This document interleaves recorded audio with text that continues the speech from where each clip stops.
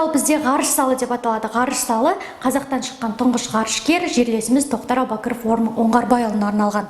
Суретте Тоқтар Әубәкіровтың ғарыштан алғаш жерге қонған сәті көрсетілген. Және де алдымыздағы витринада ұшақтың негізгі бөліктерін көруге болады. Солардың бірі біздің ғарышкерлерімізбен үнемі жүретін қара жәшік. Яғни қара жәшікке ғарышкерлеріміздің сөзі жазылып отырады. Егерде апатқа ұшыраған жағдайда құтқарушылар осы қара жәшікті іздейді. Яғни апаттың болған себебін анықтау үшін. Келесі кезекте Тоқтар Әубәкіровпен қатар екінші ұшқышымыз Талғат Мұсабаевты көруге болады, және де үшінші ұшқышымыз Айдын Айымбетовті көруге болады.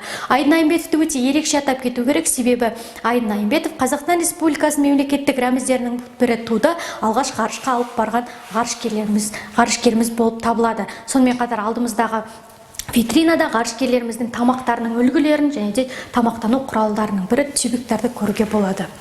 Сіздердің жоғарғы жақтарыңызда халықаралық ғарыш аймағы, яғни тек қана Қазақстаннан ғана емес, әлемнің түкпір-түкпірінен ғарышкерлеріміз келіп осы жерде өздерінің зерттеулерін жасайды.